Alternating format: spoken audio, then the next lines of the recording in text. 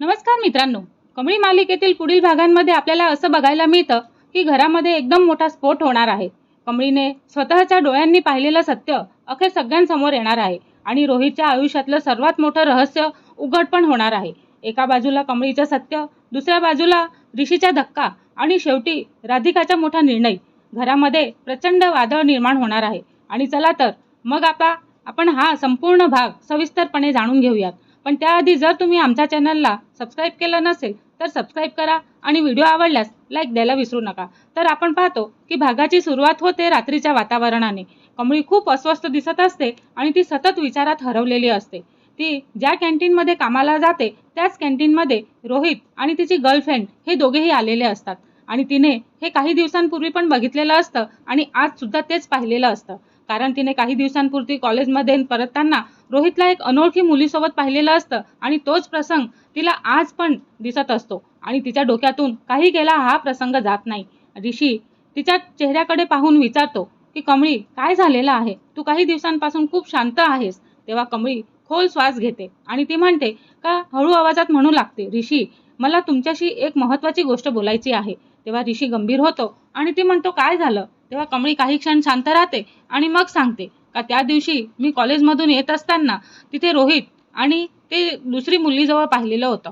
तेव्हा ती ऐकताच ऋषी थोडा चिडून म्हणतो, कमळी, पुन्हा पुन्हा तोच विषय नको ना.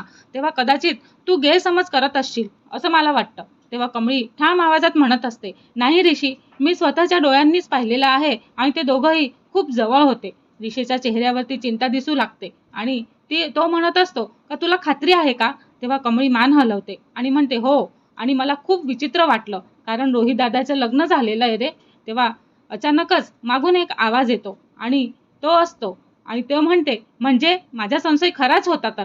तेव्हा कमळी आणि ऋषी दोघेही हा आवाज ऐकून दचकून जातात आणि मागे वळतात.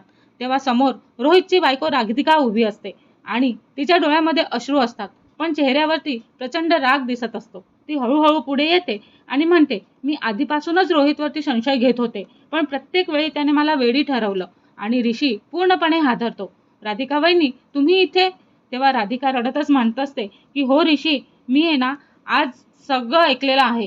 तेव्हा तिचा आवाज थरथरत असतो आणि ती म्हणते, मी कित्येक दिवसांपासून विचारत होते रोहितला. तो सतत कोणाशी फोनवर बोलायचा आणि कुठे जातो पण तो नेहमी खोटंच बोलायचा आणि नेहमी चिडचिड करायचा. कमळीला खूप वाईट वाटतं हे सगळं ऐकून. ती हळू आवाजात म्हणते, माफ करा वहिनी, मला तुम्हाला दुखवायचं नव्हतं पण मी एकदा नाही दोनदा हे पाहिलेलं होतं म्हणून मी ऋषीच्या कानावरती टाकत होते. पण राधिका आत्ता पूर्णपणे तुटलेली असते. ती जोरात म्हणते, नाही कमळी, नाही, तुझी काहीच चूक नाही त्याच्यात. चूक त्या माणसाची आहे ज्याच्यावरती मी विश्वास ठेवलेला होता. तेव्हा इतक्यातच घरामध्ये बाकीचे सगळेजण जमा होतात.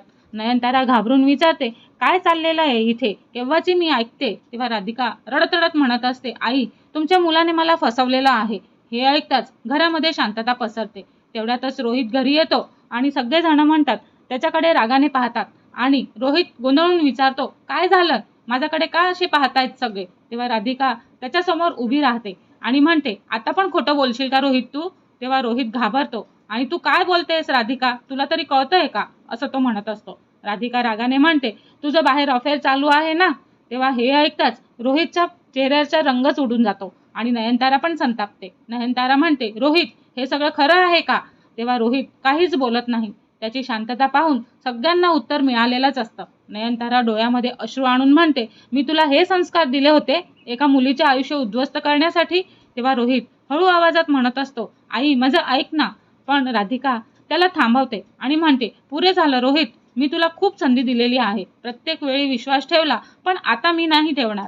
ती थेट तिच्या बॅगमधून काही कागदपत्र काढते आणि सगळेजण आश्चर्याने तिच्याकडे पाहतच राहतात. आणि पुढच्याच क्षणी घरामध्ये एक वकील पण येतो.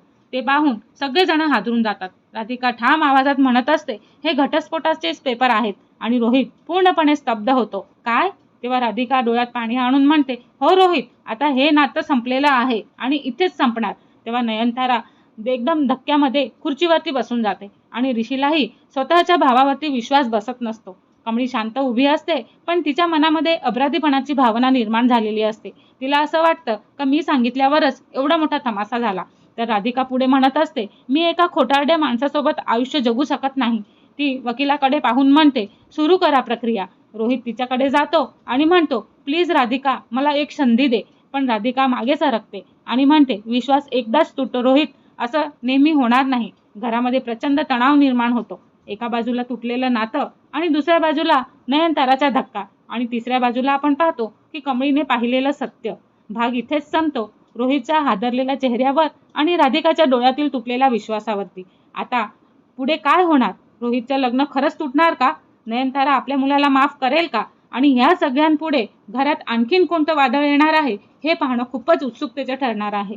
पण ते सगळं बघण्याआधी आमच्या चॅनलला लाईक, शेअर आणि सबस्क्राईब करायला विसरू नका. धन्यवाद.